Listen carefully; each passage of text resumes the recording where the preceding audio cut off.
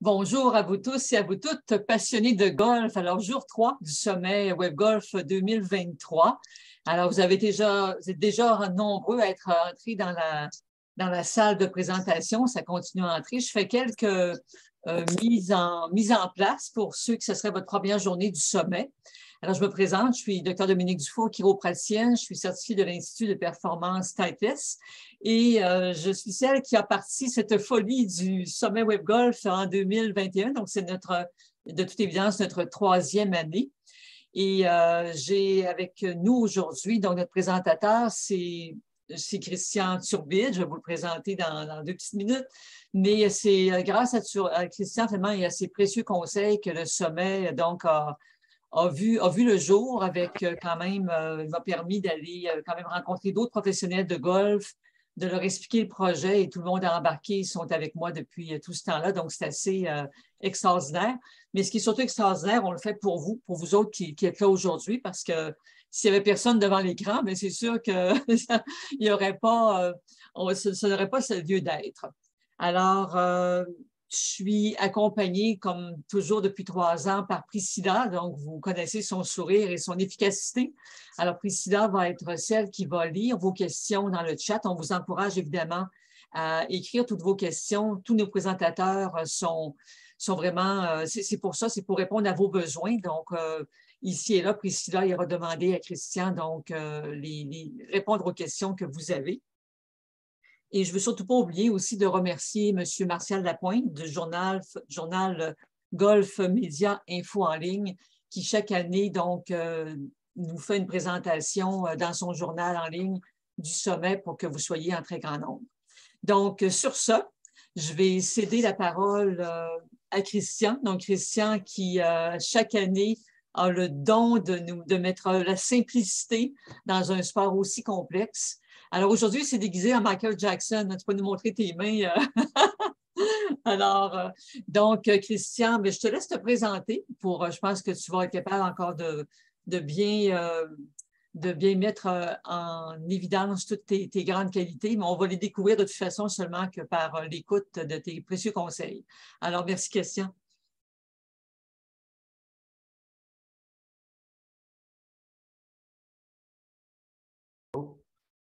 Ça devrait être correct. OK, à mon tour, alors, bienvenue à tous pour une troisième année. À mon tour, je vais remercier Dominique. Si Dominique ne serait pas là, bien, il n'y aurait pas de sommet parce que ça demande beaucoup d'expertise technique, hein, tu le sais, Dominique. Alors, on est rendu avec de l'expérience. Alors, merci aussi à Priscilla qui nous prend bien soin du chat. En commençant, ben, j'invite les gens à ne pas se gêner pour poser des questions. J'ai préparé un petit document qu'on va voir à l'écran tout à l'heure, mais tout d'abord, je vais me présenter. Alors, je suis Christian Turbide, professionnel de golf depuis nombreuses années. Hein, ça trahit un peu notre âge. Depuis maintenant 34 ans, j'ai marqué sur mon document 30 ans, mais ça fait déjà encore maintenant 34 ans. Alors, petite histoire, moi je suis originaire du Saguenay, je suis arrivé à Québec dans les années 90, j'ai travaillé au Royal Québec pendant 5 ans comme adjoint, puis par la suite, à partir de l'année 1995 à peu près, j'ai travaillé à Charny. Probablement qu'elle est marche. Oui, s'il vous plaît, de bien fermer vos micros, ça serait apprécié. Christian, le tien est redevenu fermé. Oui. Et tu me diras, Christian, Okay. quand tu voudras que je démarre ton PowerPoint. Parfait. OK, parfait. Puis, c'est ça. Donc, début des années 2000, j'ai parti ma propre académie à ce moment-là parce que j'avais les compétences, puis je sentais que j'avais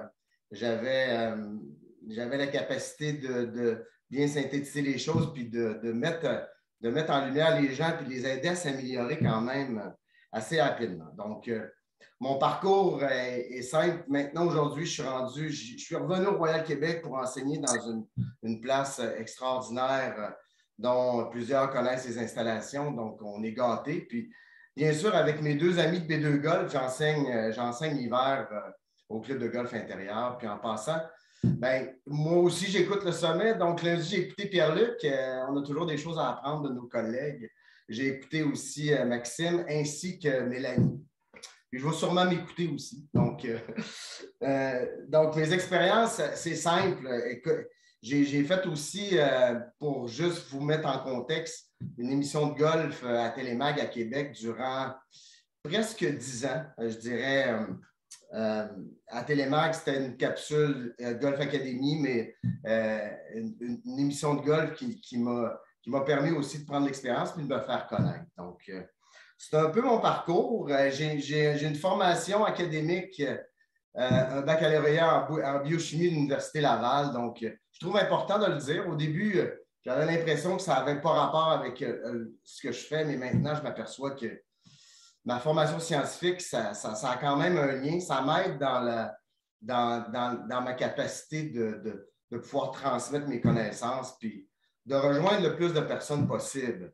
Donc, moi, je le dis souvent, je ne suis pas vraiment un enseignant technique, mais plus quelqu'un qui va personnaliser l'expérience avec chaque personne. Donc, j'ai une formation, donc je suis membre de la PGA canadienne depuis 1988, puis professionnel depuis 1994. Puis je joue au golf depuis 46 ans, donc depuis l'âge de 10 ans. Alors, j'ai 56 ans. Mais je suis rempli d'expérience et j'essaie de me garder jeune. On se garde jeune dans l'âme. Alors aujourd'hui, j'avais le goût de vous parler de quelque chose qui revient toujours lorsqu'on enseigne le golf. Puis je cherchais un sujet, puis je jasais avec ma conjointe qui est passionnée de golf. Puis j'ai dit, j'aimerais ça encore parler de la position de base au golf parce que ça représente 80 %. J'ai dit, ça représente 80 % de la réussite d'un coup de golf. Donc, je disais, trouve-moi donc un sujet. Alors, elle me dit tout simplement, tout commence par la position de base. Donc, évidemment, tout commence par la position de base au golf. Donc, je vais vous entretenir là-dessus. Je le répète, ça représente 80 %. Donc, c'est important d'avoir des bonnes bases. C'est quelque chose qui est aussi, c'est très conscient de prendre la bonne position. Ça ne prend pas d'habilité pour prendre la bonne position. Il s'agit d'avoir un bon coach. Aujourd'hui, je vais essayer de vous entretenir là-dessus. Puis, n'hésitez pas, comme je disais, le sommet, c'est là pour que ça soit interactif. Donc, c'est important de ne pas se gêner pour poser vos questions à tout moment. Je vais y répondre avec plaisir. On pourrait peut-être partir le PowerPoint. Donc, il y avait mes expériences, mais là, finalement, je les ai toutes données. Donc, on pourrait commencer avec notre première diapo.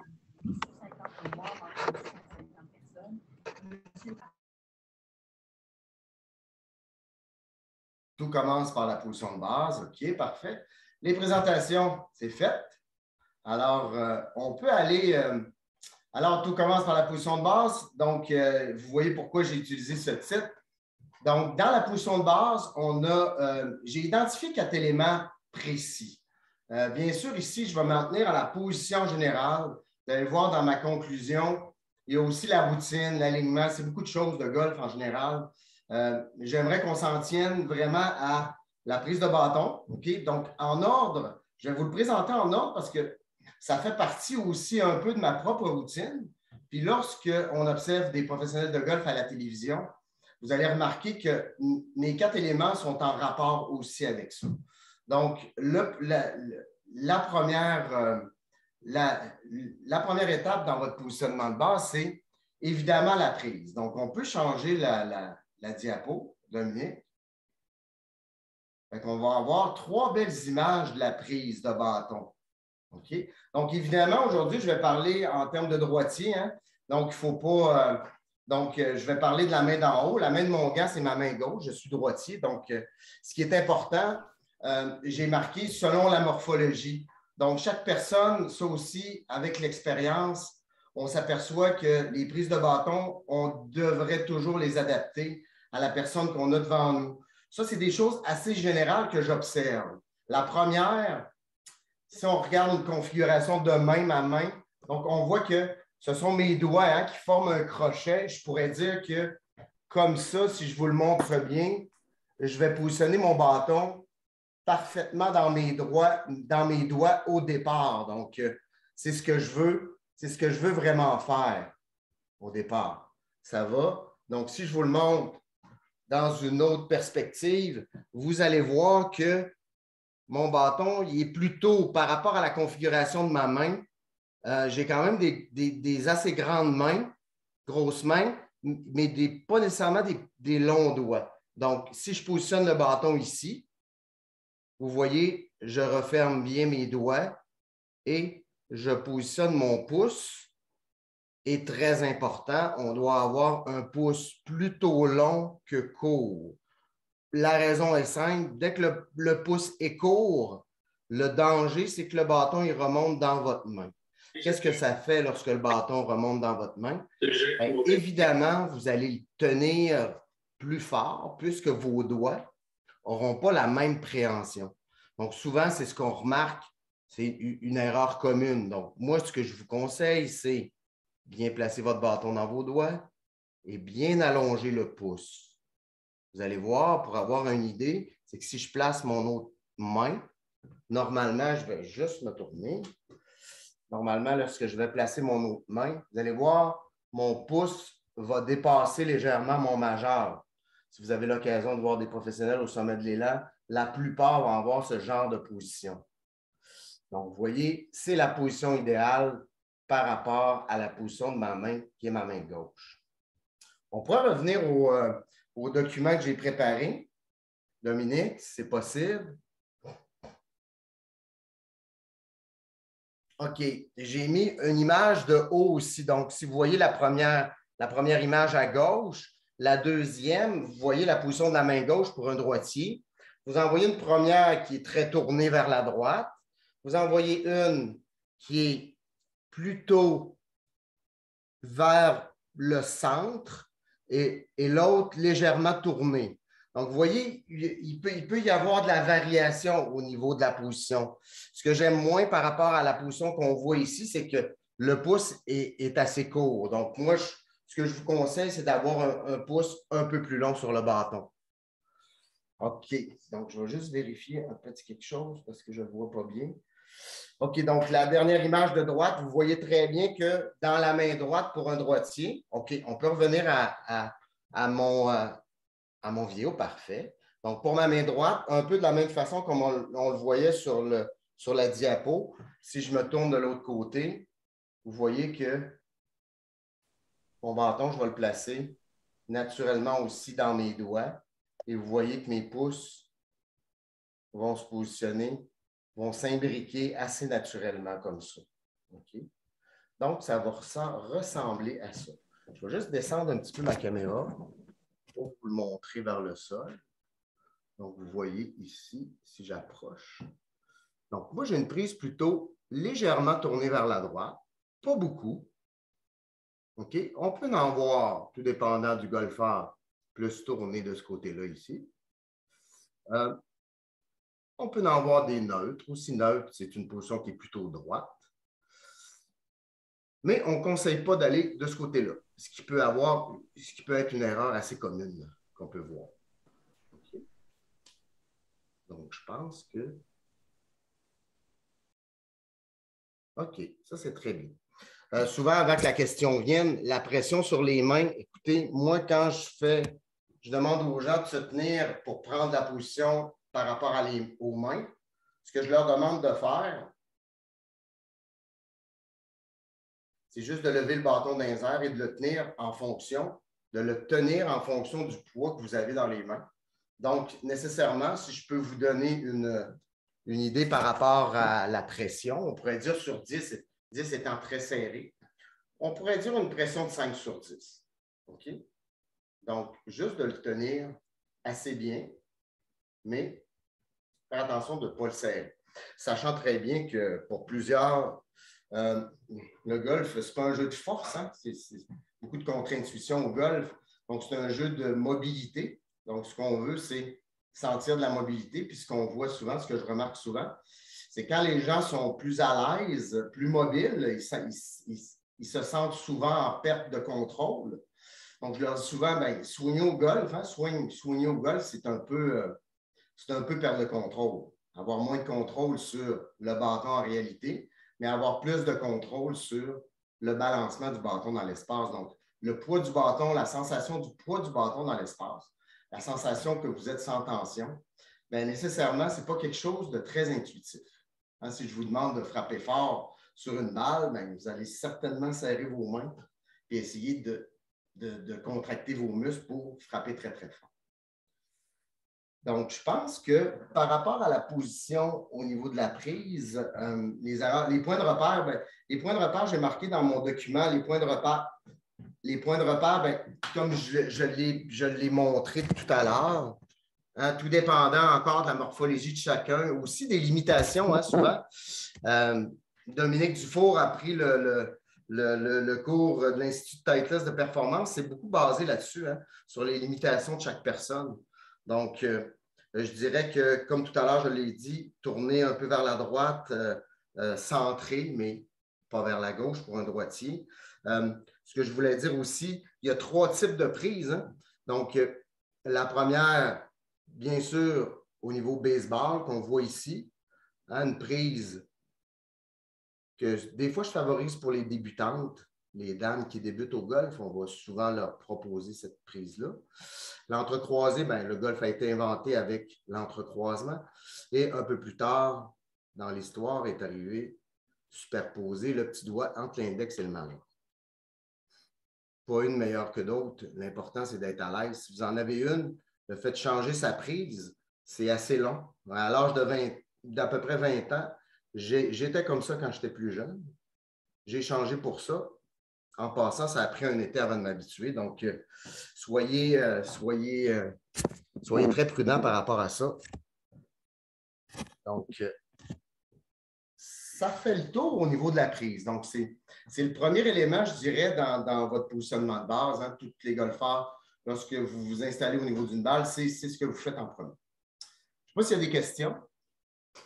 Non, ça a l'air bien. Non, pas pour le moment. Ça va? Donc, numéro 1.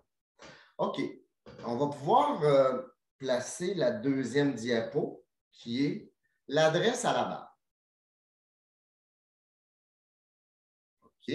Donc, l'adresse à la balle.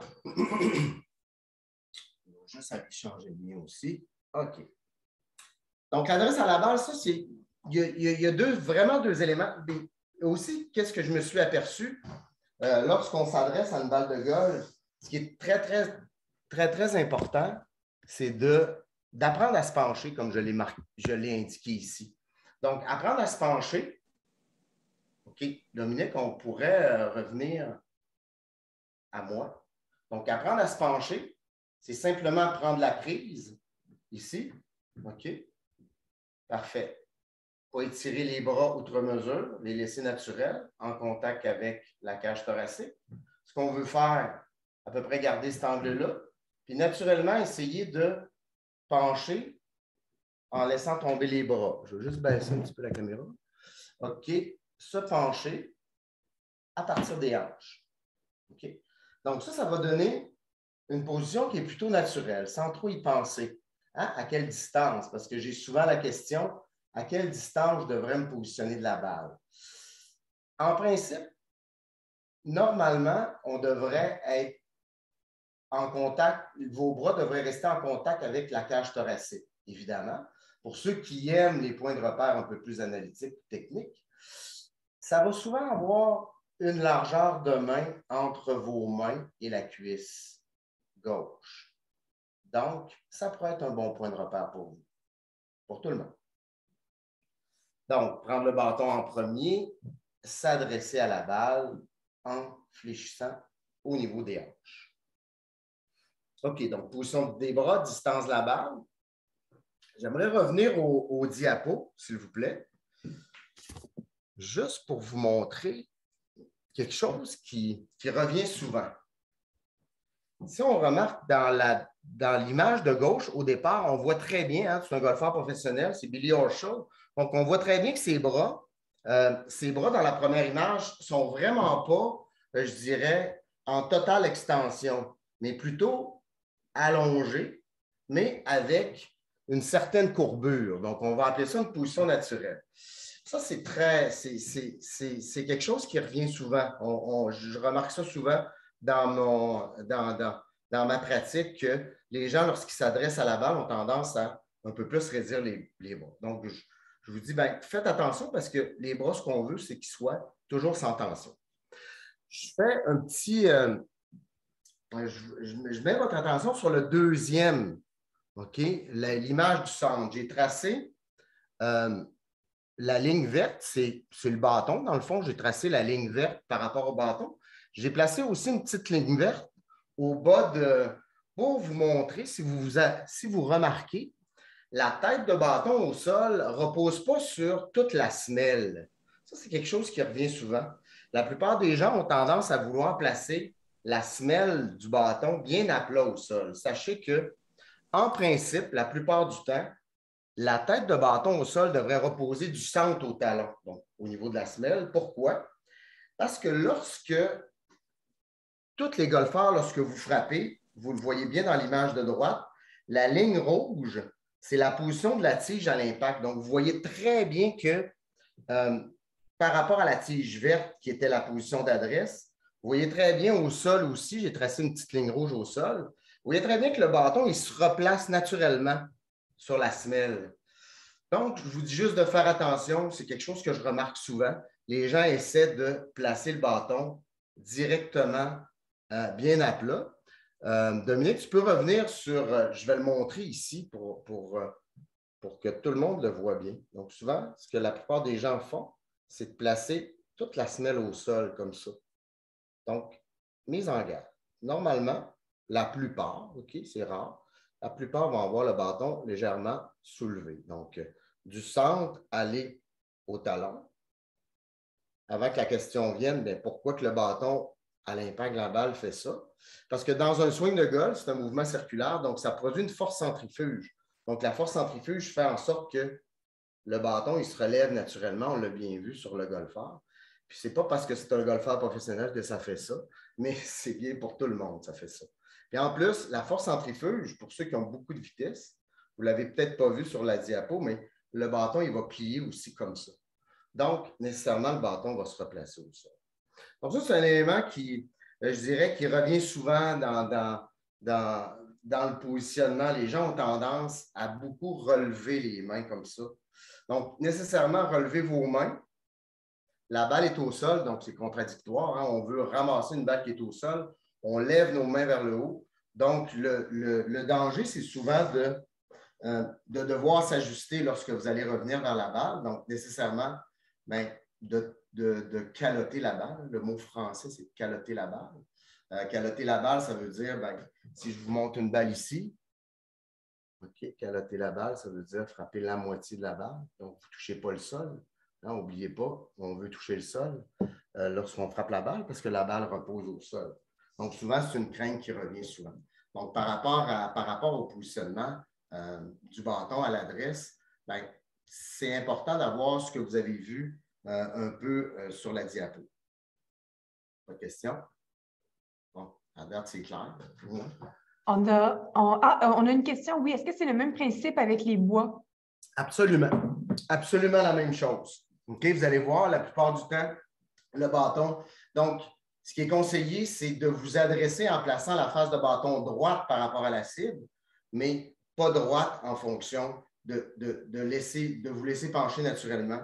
Puis, même si le bâton relève un petit peu, comme vous l'avez vu, probablement aussi que la force centrifuge va être encore plus prédominante parce que le bâton est plus long, puis les bois sont en graphite. Donc, le fait que le graphite, ça a plus tendance aussi à plier. Puis souvent, les golfeurs intermédiaires, débutants, donc dans le fond, vous allez avoir des tiges qui sont moins rigides. Donc, cet effet-là, quand vous allez frapper, va être des fois plus prédominant. Donc, on fait exactement la même chose. Hybride aussi, je vois la question. Hybride, c'est la même chose. Mais ça se pourrait que le bâton, de par votre grandeur, se place correctement au sol. Sauf que si vous le voyez légèrement soulevé, ben, c'est aussi correct. En partant, je pense à Maxime, en même temps, lorsque vous allez avoir de l'ajustage de bâton, si vos bâtons sont bien ajustés, ben, c'est certain que c'est encore mieux. Hein? Le fait, ce que Maxime a parlé en début de semaine, l'enseignement aide pour l'ajustage de bâton, mais l'ajustage de bâton aussi nous aide. Hein. Aujourd'hui, on ne se gêne pas pour dire aux gens, ben, écoutez, les bâtons que vous avez, j'ai toujours des drôles d'exemples. Des fois, quelqu'un qui commence, qui est débutant, et il vient nous voir, puis ils arrivent avec des bâtons du grand-père il y a peut-être 30-35 ans. Puis il nous demande si ça fait. Hein, c'est vraiment, Christian, est-ce que ça fait? Bien, la réponse est instantanée, c'est non. Je vais vous en passer pour vous donner des cours, mais il ne faut pas nécessairement investir des milliers de dollars, mais aller chercher quelque chose qui est de base. Donc, une entrée de gamme, une moyenne gamme qui va vous permettre au départ d'avoir les bons bâtons. Hein. Souvent, probablement que Maxime le dit parce qu'on en jase souvent de l'ajustage de bâtons. Les gens ne gênent pas souvent de s'acheter des vélos à 5 000 $ mais s'ils sont hésitants à acheter des bâtons de golf à 2 000 ou 3 000 $. Donc, tu sais, souvent, c'est que le golf il est resté dans une zone un peu, je dirais même un peu arriérée, dans le sens qu'on n'avait pas toutes les connaissances dans le temps, mais aujourd'hui, on les a, on est capable, comme en vélo ou dans toutes sortes de sports, d'avoir vraiment. Puis, ce n'est pas de la vente de bâtons, hein, Maxime, il le dit, c'est de la vente de nos conseils, dans le fond. Que vous les achetiez ou non, les bâtons, nous, ça ne nous regarde pas. L'important, c'est que vous ayez le bon ajustage. J'avais un courriel d'un de mes élèves encore aujourd'hui, il me disait quel genre quelle compagnie entre Titleist, Cobra, TaylorMade, Callaway, puis Ping. Il m'a nommé les 5 principales compagnies qui vendent des bâtons de golf. Donc, je ne dirais pas d'aller acheter une ou l'autre. Je vais y vendre plutôt un ajustage de bâton. Tu sais, je vais lui conseiller d'aller voir quelqu'un qui va. Moi, j'ai les connaissances de base en ajustage. J'ai des bonnes connaissances, mais Maxime, c'est un spécialiste. C'est important d'avoir le bon ajustage. Parfait. On a 2 autres questions. Il y a Denis qui demande c'est quoi la conséquence d'avoir une tête de bâton qui repose en son entier sur le sol? Qu'est-ce que ça fait? La conséquence, c'est que si le bâton n'est pas nécessairement. Si l'ajustage est ça, puis selon votre type de swing, l'ajustage était comme ça. Dans le fond, ce que je disais, c'est de ne pas forcer une position comme ça. Si la position arrive naturellement avec votre position comme ça au sol, c'est signe que votre ajustage pour le bâton était comme ça. Mais la vraie conséquence, c'est que si au départ, vous placez le bâton au sol puis vous relevez vos mains pour le placer au sol, ce qui va arriver, bien, comme vous l'avez vu sur l'image, c'est que le bâton il n'arrivera pas comme ça. C'est sa position d'adresse. Il va nécessairement arriver sur le bout. Donc, si le bâton arrive sur le bout comme ça, qu'est-ce qui va arriver? Bien, nécessairement, comme il ne repose pas tout au sol complètement, bien, la face de bâton, elle va nécessairement ouvrir. Ça, c'est certain. Donc, par le passé, bien, on n'avait pas le moyen pour nous, quand les balles vont à droite, bien, des fois, on va se questionner. Bon, l'ajustage est-tu correct? On va poser des questions. Mais il est clair que ça peut arriver que quelqu'un a eu un ajustage puis que son bâton soit complètement au sol, qui produise moins de force centrifuge par rapport à une autre personne. C'est pour ça que la personnalisation des éléments, autant au niveau de l'enseignement qu'au niveau de l'ajustage de bâton est important. Parfait. Dernière question, on est un peu de retour avec la position des mains. Quel est l'avantage de ne plus croiser l'index et seulement le petit doigt? Comme tu mentionnais que tu l'avais changé. Oui, ça, quand j'étais j'étais à peu près à l'âge de 18 ans, je pense. On a changé parce que la nouvelle prise dans ces années-là est arrivée, puis c'est cette prise-là. Donc, je me suis questionné, quel serait l'avantage d'avoir, donc si je m'approche, il est certain que cette prise-là, puis on en voit beaucoup, hein, je ne sais pas le pourcentage sur la PGA aujourd'hui, mais il y a encore beaucoup de jeunes qui ont cette prise-là.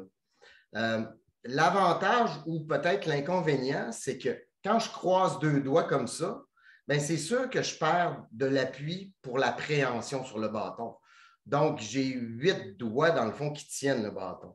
L'avantage, je trouve, parce que moi, j'ai celle-là, c'est que comme ça, j'ai 5 doigts qui sont appuyés sur le bâton, un seul qui ne l'est pas, puis 4 autres en bas, donc ça en fait 9.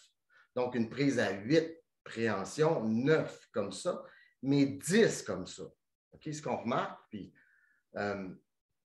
au niveau des golfeuses, souvent, les femmes qui commencent, on va souvent les faire commencer comme ça parce que ça donne une meilleure préhension sur le bâton. La plupart, puis je parle toujours en général, puis je fais attention, mais ce que je remarque, c'est que en général, les femmes, dans leur vie, n'ont pas beaucoup pratiqué de sport de frappe, ce que l'homme a fait beaucoup. En tout cas, ma génération à moi est plus vieille que moi. On pratiquait beaucoup de sports comme le hockey, le baseball, des fois le tennis. Donc, l'aspect de penser golf pour un homme et pour une femme, c'est différent. Donc, souvent, ayant pas pratiqué des sports de frappe, mais moi, je suggère aux femmes d'avoir une meilleure préhension sur le bâton, de placer 10 doigts sur le bâton. Il y a aussi les femmes, souvent, qui ont des plus petits doigts. Donc, souvent, ils arrivent et sont entrecroisés. Des fois, on fait des essais. On se dit, on va l'essayer comme ça. Oups, ça fonctionne. Non, ça ne fonctionne pas. On s'ajuste. Donc, on peut y aller même jusqu'à essayer une multitude de prises pour trouver un confort puis une efficacité, mais tout en respectant les règles de base. C'est ça que je disais au début de ma conférence aujourd'hui. L'important, c'est de personnaliser ça. Il existe des règles de base. Donc, ce n'est pas tout blanc, ce n'est pas tout noir, c'est pas gris foncé, gris pâle, mais c'est vraiment adapté à vous autres. Donc, il y a beaucoup de nuances là-dedans. Quelqu'un qui se dit « Wow, c'est ça! De la misère avec ça un peu. » Et il faut faire attention. Êtes-vous à l'aise avec ça? Oui, OK, on va continuer dans ce sens-là. Donc, souvent, je fais rire les gens parce que des fois, on analyse des swings de golf, puis les gens ils me posent la question, bon, c'est ça, comment est-ce que je vais faire pour corriger ça? Bien, j'ai dit, j'ai aucune idée. Là. Pour le moment, j'ai aucune idée. On va s'en aller dans le champ de pratique ensemble, on va essayer des choses, puis en jasant, bien, vous allez me donner votre feedback, puis à partir de là, on va se trouver des exercices à faire. Puis nécessairement, je pense que l'efficacité va venir quand même assez rapidement. Puis on est dans un monde comme ça, hein, les gens veulent que ça fonctionne rapidement. Donc souvent, ce que je remarque, c'est quand on s'en tient à vraiment les règles de base, puis de travailler avec ça, puis de travailler avec le golfeur ou la golfeuse qu'on a devant nous, bien, c'est ça qu'on réussit rapidement à changer les choses. Dire, hey, tabarouette, ça marche. OK, on a fait un petit pas, on continue. On essaie, on a du feedback, puis on pose des questions. Je pense que avec l'expérience, j'écoute plus que je parle. Donc, avec toute l'écoute que je vais avoir, bien, je vais être capable, avec mon expérience, de synthétiser tout ça, puis d'être capable rapidement de vous donner un exercice ou une proposition à faire et à essayer qui, souvent, vont changer quelque chose quand même assez rapidement. Super. On a une question de Dominique. Est-ce que tu suggères qu'on teste d'autres prises juste pour tester si le reste de l'élan allait assez bien, voir si on gagnerait en progrès ou on laisse un pro nous guider? Bien sûr, on essayez des choses. Si vous voyez un professionnel, essayez des choses.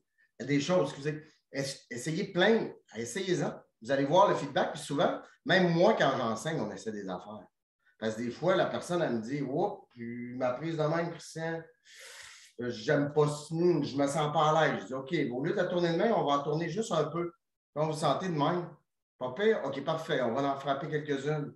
Oh, elle dit « Oui, je me sens bien là-dedans. » Donc, plus vous allez essayer des choses, c'est sûr que la supervision d'un coach, souvent, les gens nous demandent ben, combien de cours ça va me prendre. J'ai aucune idée. Je vais vous voir une première fois. Le but, ce n'est pas de vendre des cours. Le but, c'est de vous aider. Si à la première expérience avec moi, vous avez eu une bonne expérience puis vous avez aimé ça, ben, puis vous voyez que ça s'améliore, OK, ben là, vous allez vous en aller avec ça. Puis moi, je n'ai rien à voir là-dedans. Ça va bien, on continue. Si ça va moins bien, vous revenez. Puis à la pièce, comme ça, on est capable de voir si chaque personne est capable d'évoluer.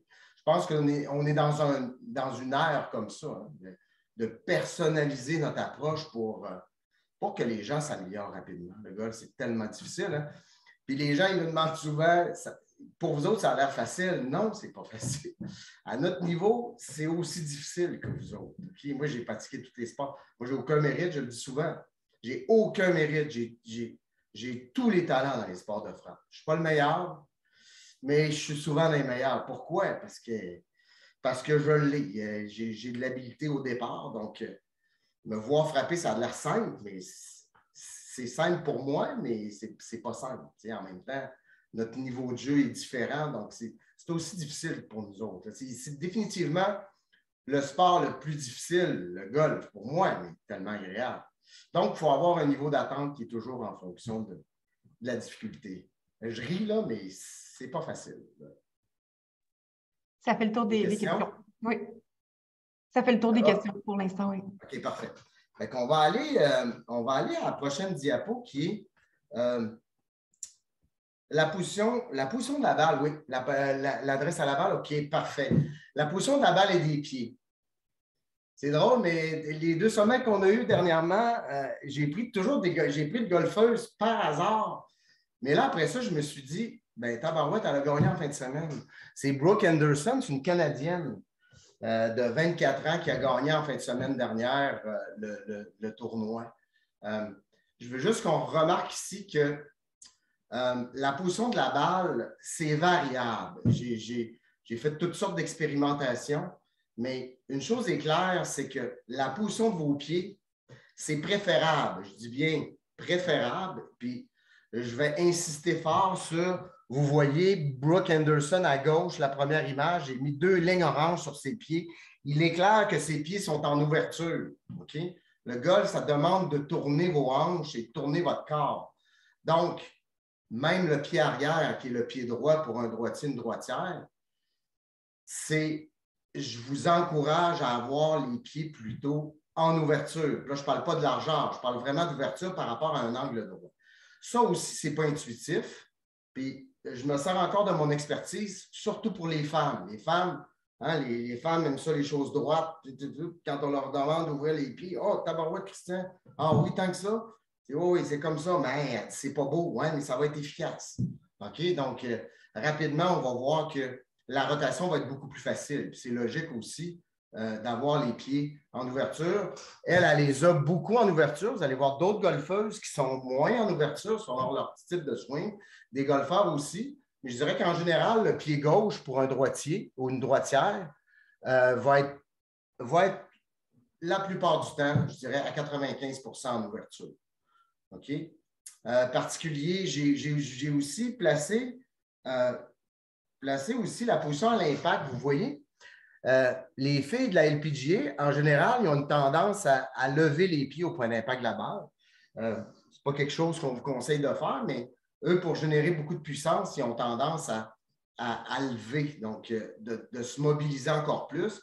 Puis vous voyez très bien que son pied gauche, à la fin de son swing, il est encore plus ouvert qu'il l'était au départ. Donc, votre jambe gauche, pour un droitier, une droitière, reçoit beaucoup d'énergie de rotation. Donc, si vous aviez le pied fermé, bien, ça peut être un élément qui fait pas ça peut être. C'est un élément qui fait que vous allez avoir de la difficulté à terminer votre swing. OK? Donc, pour la position des pieds, avant que la question vienne, vous voyez la position des pieds. Les golfeurs professionnels, en général, ils ont des habiletés nécessairement au-dessus de la moyenne et des qualités athlétiques aussi. Donc, on voit souvent que leurs pieds sont plus larges. Donc, en termes de largeur, ils ont tellement de mobilité à tourner que le fait d'élargir les pieds va les stabiliser un peu plus. Donc, va un peu égaliser la rotation du corps avec la stabilité. Donc, il va y avoir un meilleur compromis. Ce que je remarque au niveau intermédiaire, au niveau débutant, c'est de vous en tenir en général. Encore en général, il y a des exceptions, tout dépendant de votre swing, mais en général, largeur de hanche, fer hybride, largeur d'épaule, puis peut-être un petit peu plus large au niveau des bourres. Position de la balle, ben, je pense que... Non, je ne l'ai pas là-dessus. OK. On va peut-être revenir à moi pour la position de la balle. Je vais juste descendre ça ici pour la position de la balle. OK. Ah, c'est ça. Donc, j'ai mis un petit tige au sol. Donc, en général, vous me voyez les pieds. Avec les fers, ça va ressembler à ça. La plupart des fers, en général, je parle toujours en général, hein, la plupart des fers, vous allez les jouer au centre. Du fer 7, mettons, au wedge. Jouer la balle au centre, c'est correct. J'ai vu des gens qui vont jouer la balle légèrement pour un droitier, toujours un peu à gauche du centre. C'est correct aussi.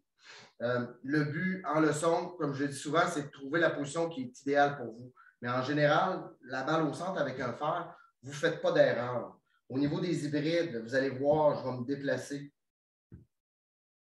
vous voyez, si je place ma grippe de bâton, c'est le centre. Donc, un hybride pourrait facilement se placer entre la position d'un bois 1, qui est le talon, et le centre de vos pieds, donc comme ici. Mais aujourd'hui, des hybrides, surtout dans les sets pour les dames, vous allez avoir souvent des hybrides 5, des hybrides 7, des hybrides 7. Donc, je vois souvent dans ma pratique des dames qui vont jouer le hybride très au centre, même des hommes qui ont des hybrides 5 vont être plus à l'aise, on va avoir un meilleur résultat avec une balle au centre. Nécessairement, moi, personnellement, dans mon set de bâtons, j'ai un hybride 3, je vais plutôt le jouer, comme je vous disais, standard. Donc, hybride 3, même si c'est un hybride 2 que j'ai. Donc, je vais le jouer, je dirais, entre le centre de vos pieds et le talon. Avant que la question vienne, pour les bois, encore là, vous allez voir, elle a un bois 1, je pense. Oui, elle avait un bois 1. Si vous avez remarqué, ces golfeurs professionnels-là ont plus tendance à jouer la balle, même un peu à l'intérieur, vers le centre avec le bois 1. Ce n'est pas très conseillé. Moi, je vous conseillerais plus pour le golfeur intermédiaire, la golfeuse intermédiaire, de placer la balle plutôt au talon. Puis même des fois, ça peut m'arriver, dans certaines circonstances, de placer la balle vis-à-vis le gros orteil. Okay? Donc, pour ceux qui les placent plus en avant, il n'y a pas de souci si ça fonctionne bien. Puis il y a une belle trajectoire au niveau de la balle, ça peut très bien fonctionner aussi. Je ne sais pas s'il y a des questions par rapport à la position de la balle. Ça va? Pour le moment, non, on n'a pas de questions.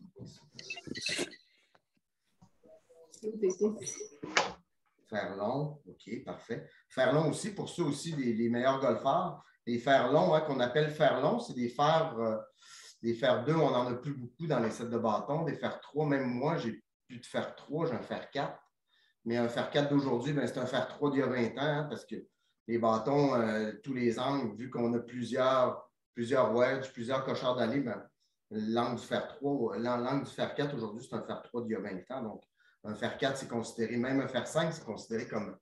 Donc, il ne faut pas se surprendre des fois si les golfeurs, les golfeuses ont de la difficulté à frapper des fer 5.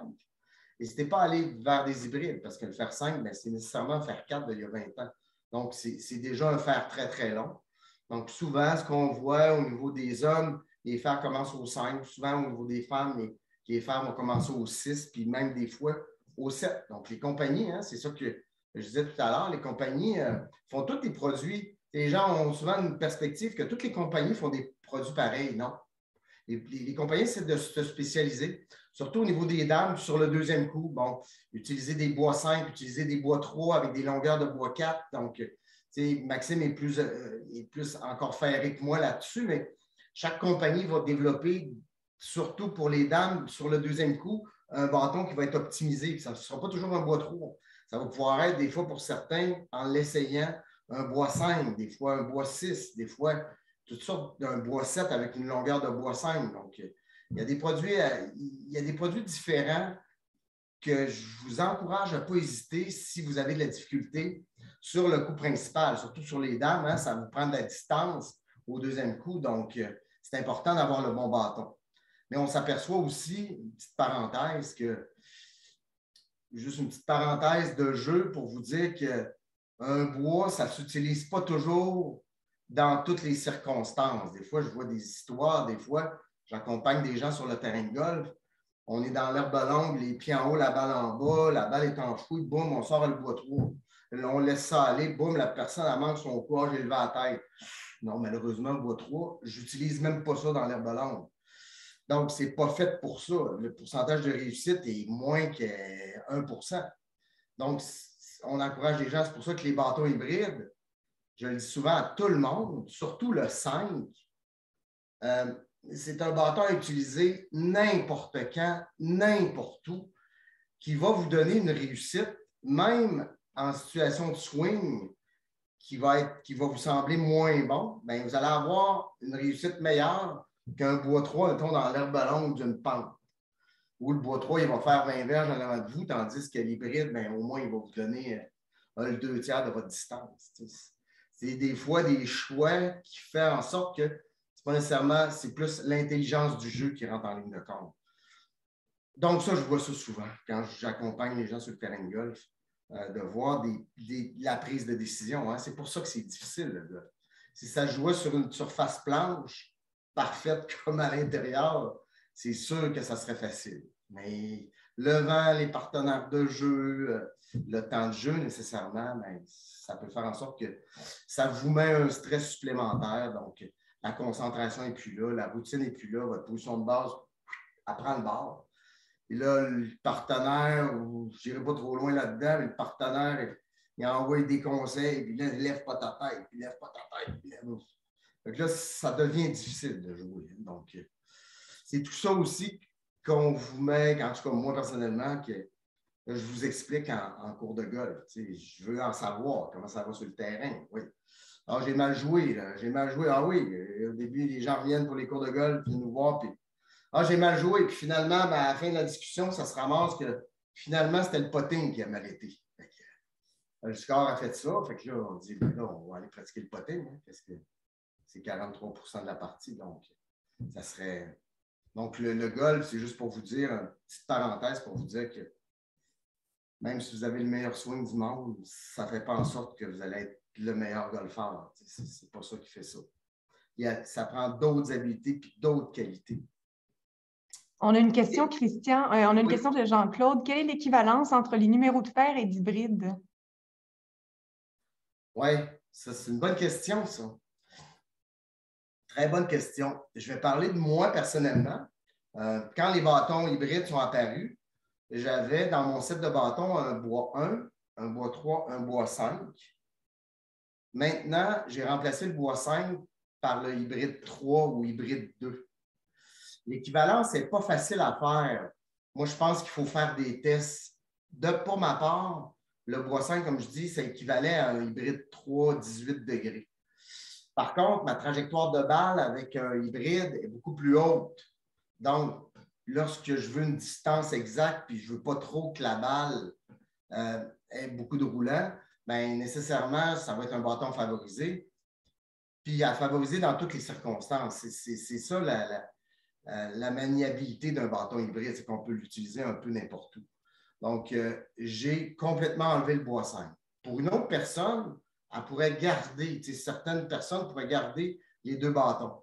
Mais moi, je pense que la meilleure façon de faire l'équivalence, c'est que souvent, les compagnies ont tellement des produits différents que c'est difficile de vous dire quelle équivalence. Il faudrait que je sois avec vous et qu'on le teste, mettons, dans un simulateur ou dans une place d'ajustage pour être certain que vous avez. C'est là que rentre en ligne de compte l'ajustage de bâton. Une autre petite parenthèse, c'est quand on fait de l'ajustage, ben, on vous vend les bâtons que vous avez besoin. Si vous n'avez pas besoin de bois 5, on ne le mettra pas dans le sac.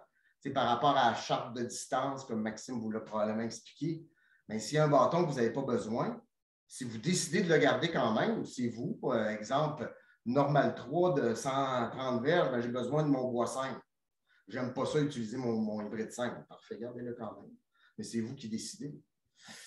Mais si vous n'en avez pas besoin. Mais souvent, bois 5, dans mon cas, hybride 3, en termes de distance, ce n'est pas toujours l'équivalent. Ça peut l'être, mettons bois 5, hybride 5, mais ça dépend toujours du golf. Je ne peux pas te dire une équivalence définitive. Parfait, on n'a plus de questions pour l'instant.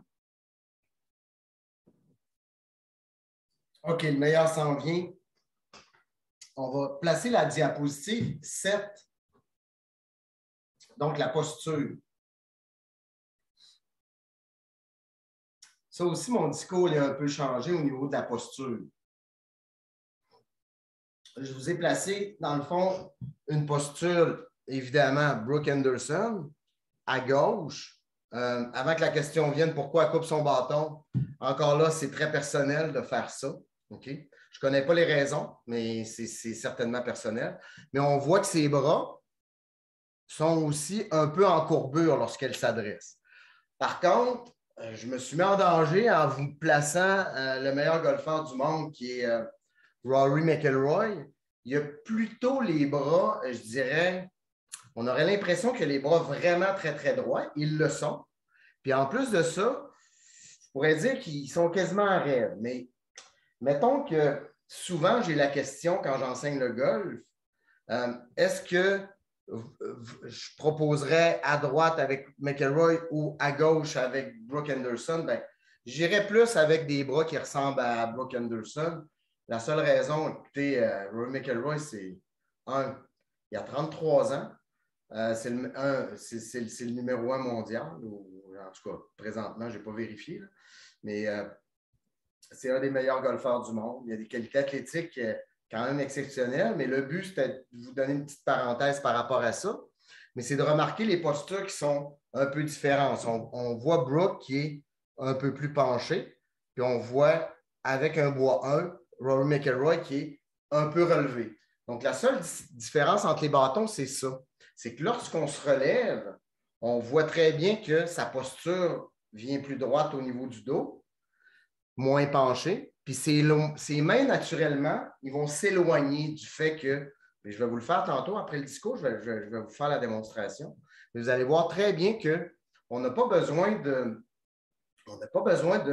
d'étirer les bras vers l'avant pour détacher les bras du corps lorsqu'on prend un bois 1. On essaie de garder la même routine par rapport à votre positionnement, comme je vous l'ai montré tantôt. Prendre le bâton, se pencher au niveau des hanches, placer la balle et les pieds, puis ensuite, aller positionner la posture. La posture, qu'est-ce qu'on va remarquer? Personnellement, à la rencontre de Dominique, j'ai changé mon discours dans le sens que j'ai appris un nouveau mot. Hein? La lordose du bas du dos, hein? On voit qu'au niveau de la base des fesses, puis du milieu du dos à la base des fesses, on a souvent un creux lombaire. Mon discours a changé, je dirais, avec les années, de faire attention de ne pas l'exagérer, ce creux-là, pour mettre une tension dans le bas du dos. Au niveau de Rory McIlroy, on voit très bien qu'il y a une petite lordose. Mais ce que je dis souvent aux gens, c'est que vous pouvez la créer, cette lordose-là, hein, un peu en termes plus vulgarisés, sortir les fesses, creuser son dos.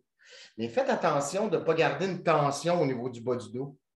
Je vais appeler ça une position qui est plus neutre. Je pense que Brooke Henderson, elle, au niveau du bas du dos, la base des fesses, elle est jusqu'au milieu du dos. On voit que sa lordose n'est pas très prononcée, c'est plutôt une ligne droite. Donc, j'irais plutôt favoriser ça pour les golfeurs intermédiaires, golfeuses intermédiaires, débutantes. Donc, j'irais avec une position qui est comme ça.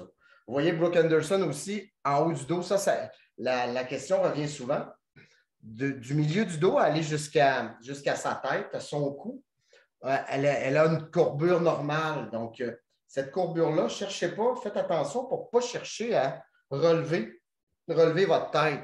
Parce qu'en relevant votre tête, vous allez créer une position un peu plus de tension au niveau du cou. Donc, nécessairement, ça va vous amener souvent, OK, je ne dis pas tout le temps, mais souvent à peut-être caloter la balle. Ça peut arriver. Donc, souvent, les gens prennent l'habitude de se relever la tête. Non, non, non. Au niveau de Rory McIlroy, on voit que c'est un peu différent. Lui, il a vraiment presque tout le dos droit, jusqu'à la tête. Très rare. Très, très rare. Vous remarquerez tous les golfeurs, les golfeuses que vous voyez à la télévision. Donc, je pourrais dire que je copierais plutôt la position de Brooke Henderson par rapport à une position qui est plus, je dirais, naturelle, puis sans tension. Je dirais que Rory, peut-être qu'il n'est pas sans tension, mais ses qualités athlétiques font en sorte qu'il obtient une position encore plus droite au niveau du dos. OK, on peut revenir à moi. Je vais juste montrer par rapport si j'avais. Donc, si j'avais un fer, c'est comme ça. Donc, si j'avais un fer, je vais le prendre plus court. Donc, si j'avais un fer comme ça, OK. Si j'avais un fer, je vais le prendre plus court, puis je descendais ma posture. Donc, on voit très bien que mes bras sont en contact avec la cage thoracique.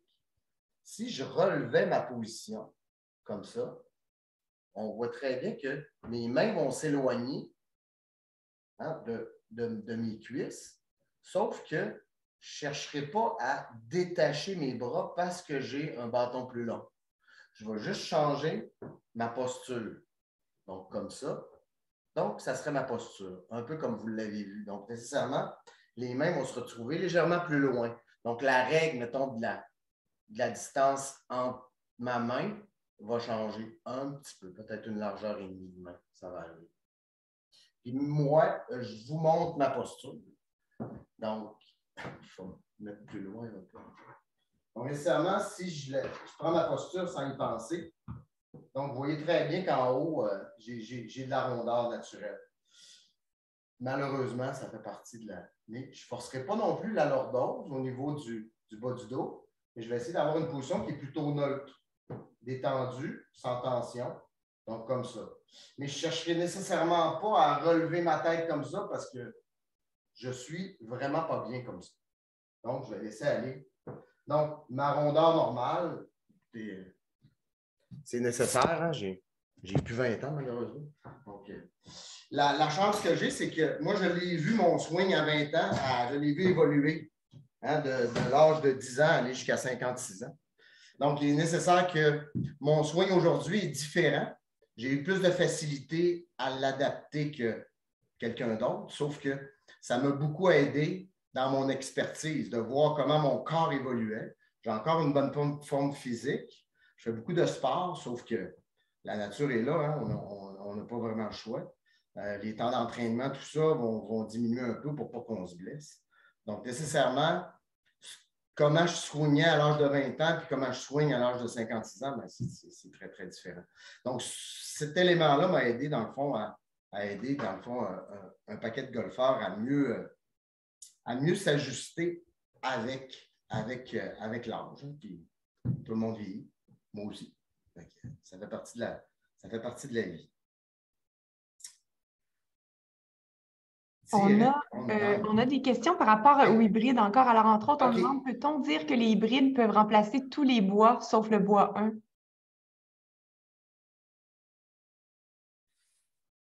Non, pas encore. Pas encore, sauf qu'il pourrait y avoir certains golfeurs qui pourraient jouer juste avec des hybrides parce qu'ils ont de la difficulté avec un bois d'allée. C'est certain qu'un bois d'allée, un bois 3, un bois 4, un bois 2, un bois 5, un bois 7, ça reste des bâtons. Hein. La difficulté en golf, c'est plus la longueur. Là, les gens vont dire, un bois 1, c'est plus facile à jouer. Oui, c'est plus facile à jouer parce que c'est surélevé sur un tee. Mais un bois d'allée, le bois d'allée demeure le bâton le plus difficile à frapper. Je donne souvent l'exemple. Moi, mon bois 3, je ne suis pas capable de le frapper aussi précisément que, mettons, un pitching wedge. C'est impossible, c'est physique, ça. Donc, plus ça rallonge, plus c'est difficile. Donc, le hybride, pour certaines personnes, j'en ai déjà vu, qu'il y avait juste des hybrides. Mais on est limité parce que l'hybride, si on l'allonge trop, ça va devenir un bois.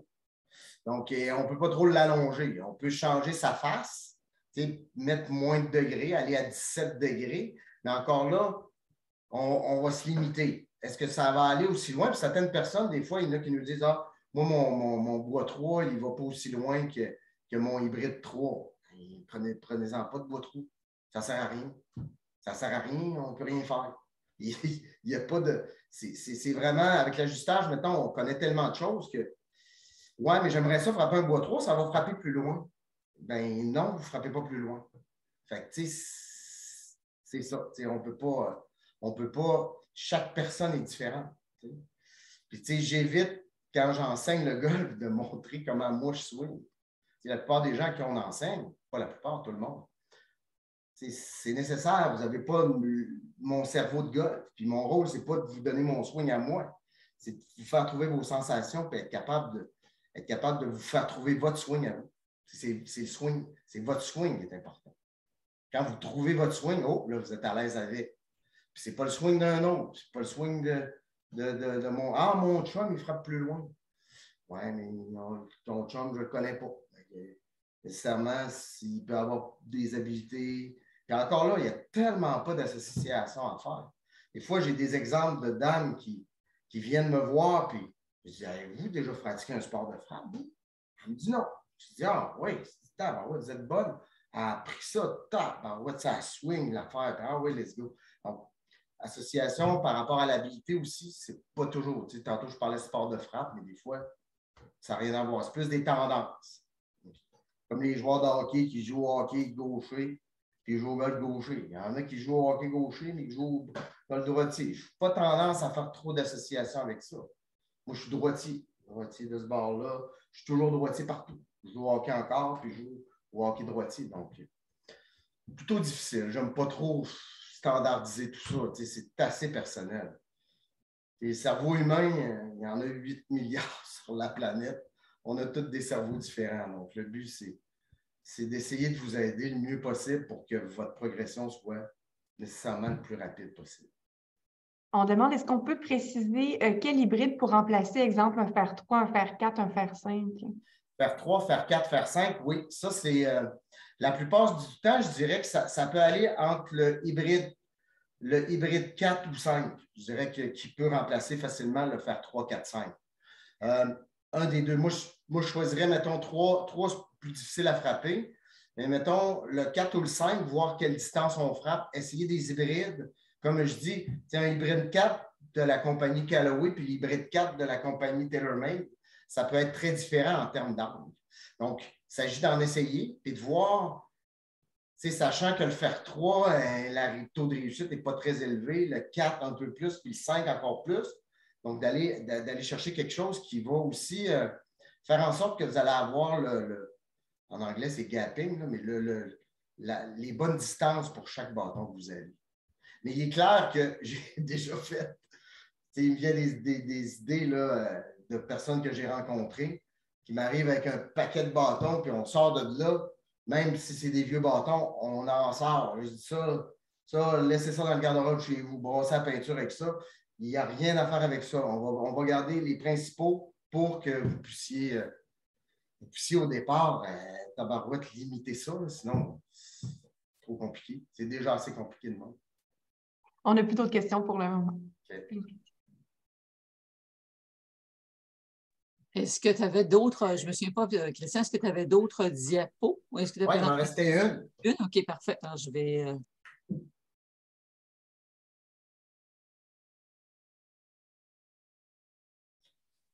Oui, c'est une petite conclusion. Donc, je dis, bien sûr, la position de base, il faut ajouter une bonne routine sur vos coups de golf avant l'exécution. Comme je disais au départ, la routine, ça comprend tous les aspects d'alignement, de concentration, de visualisation. Nécessairement, moi, mon rôle comme enseignant, oui, je suis un enseignant, mais avec le temps, je suis aussi devenu un coach. Donc, pas un coach de vie, là, mais un coach de golf. Donc, ça fait en sorte que, oui, l'aspect de votre swing est important, mais ce qui m'importe aussi, c'est savoir qu'est-ce que vous faites sur un terrain de golf. Mais retenez que toute cette mise en position avant l'exécution est contrôlable. Donc, tout votre positionnement de base, c'est contrôlable. Travaillez fort là-dessus. Souvent, là, je fais des découvertes là, extraordinaires. J'ai une jeune fille qui commence à jouer au golf il y a, mettons, 1 an que je coach, qui à un moment donné, je me questionne comment ça se fait qu'elle porte la balle. Là, je fais un petit ajustement au niveau de sa position de balle. Pouf! Au niveau de sa position de base, tabarouette, ça change tout. Donc, c'est rempli de plein de petits détails. Simplement faire confiance à votre coach. C'est important d'avoir un coach, moi ou un autre, il y en a plein de bons partout dans le monde entier. Il s'agit de s'en trouver un qui vous rejoint en termes de personnes. Donc, ça, c'est super important. C'est sûr qu'il va vous aider à faire les changements nécessaires qui vont être bénéfiques pour votre golf. Alors, voilà. Ça m'a fait plaisir de vous entretenir encore pour une belle session de 1 heure. Tu as vraiment le don de nous ramener, ça, c'est de nous ramener à la base. C'était le but de ta présentation, puis c'est tellement vrai. Moi, je peux témoigner, ben, Christian, c'est mon coach. C'est mon Pas mon coach. coach de vie, mais mon coach. Ben, ça devient presque un coach de vie de golf. Hein? Oui, c'est ça, exact. Il y a la routine, ça, c'est quelque chose que tu m'as enseigné puis que j'ai implanté, puis c'est comme ancré. Là. Oui, devant exact. ta balle, puis Oui, dans ta tête, je fais 1, 2, 3, 4. Là, ça c'est de prendre le temps de le faire, de ne pas prendre son temps, mais de prendre le temps de le faire, de le pratiquer, de le pratiquer sans balle. Tu sais, il y a beaucoup d'éléments. À force d'enseigner, je dis aux gens, vous n'avez pas besoin de vous déplacer dans le champ de pratique. Pratiquez ça chez vous. Ouais, pratiquez-là votre routine puis votre prise. Pratiquez ça souvent. Laissez votre bâton pas loin, là, puis pratiquez votre prise. Prenez-le, votre bâton. Ah, oui, on le prend. Moi, je l'ai pris des millions de fois. C'est sûr que je le sais comment j'ai la sensation qui est développée. Donc, pour développer les réflexes, c'est ça, c'est de le refaire. Tu sais, c'est de mettre ça dans sa routine. Comme on a toutes des routines dans notre vie. Puis ton exemple de... Parce que tu m'avais donné la même remarque pour les coups d'approche. Moi, je n'ai jamais joué au baseball, je n'ai jamais joué au hockey. Ben non, c'est ça. Quand même qu'on vous donnerait ces exemples-là, les femmes, la plupart, là, je veux pas, c'est pas pour dénigrer, c'est juste pour faire profiter de l'expertise. Les femmes, en général, vous n'êtes pas prêtes. Si je vous dis, mettons, ben là, c'est comme au hockey. Hein, prenez un bâton de hockey. Je n'ai jamais joué au hockey de ma vie. Je ne prendrai pas cet exemple-là. Je vais vous le montrer, je vais vous accompagner, je vais vous le faire faire. Je vais vous questionner. C'est ça le but. C'est que là, à partir de ce moment-là, ben, c'est ça. Je le répète, les cerveaux sont différents. Hein? On est tous différents. On pense tous différemment. Donc, il n'y a pas de bonne ou de mauvaise réponse. Le but, c'est de vous aider. C'est la seule chose qui importe. Tu as le don de mettre des images aussi. C'est un don naturel, mais au golf. Puis en tout cas, je suis contente. Moi, j'ai appris une chose, c'est que les bâtons, je ne me sers plus, je vais pouvoir m'en servir pour la peinture. Pour la peinture, exactement. Mais ça, c'est quelqu'un. Hein? Moi, je m'inspire souvent des jokes qui me viennent. Il y a quelqu'un qui m'avait dit, un monsieur que je l'avais rencontré, puis là, il frappait son bois 1, puis là, des fois, il frappait à gauche, il ne pas à droite, là, il me regarde, il se tourne, puis il dit, ouais, mais Christian, c'est pas une carabine que j'ai dans les mains. Ben, j'ai dit, vous avez bien raison. Fait que ça, je le répète souvent, ça, brosser la peinture, on enlève ça, on met ça dans le garde-robe, ça ne servira à rien. Absolument. Merci infiniment. Ça m'a fait plaisir. Merci à vous autres. Hein? Oui. Et il n'y avait pas d'autres questions, Priscilla? Il n'y avait pas... pas des questions, à part les gens demandent où on peut revoir les diffusions. Alors, j'ai inscrit qu'on allait recevoir un courriel, entre autres. C'est toujours bon. Je me donne une marge de manœuvre d'ici quelques temps, mais ça sera d'ici quelques temps, parce que il y a du gros travail encore cette semaine. Il y a du travail technique à faire. D'abord, Priscilla va refaire demain un enregistrement, coupe les débuts, la fin, tout ça. Envoyer tout ça, vous allez recevoir ça par courriel. Alors, soyez sûrs que ça ne tardera pas, mais c'est d'ici quelques temps. Je les signe aussi, moi, je les attends. Oui, absolument. Puis, écoutez, demain, on poursuit le sommet, donc jour 4, avec Sylvie Chetagne. Et là, Sylvie va nous montrer comment retenir tout ce que vous avez appris durant vos cours de golf. Alors, c'est ça. C'est bien important. Vous allez avoir une belle conférence. Merci beaucoup, Christian. Bienvenue. Bonne saison. À tout le monde. À la prochaine. Alors, à tout le monde, on se dit à demain.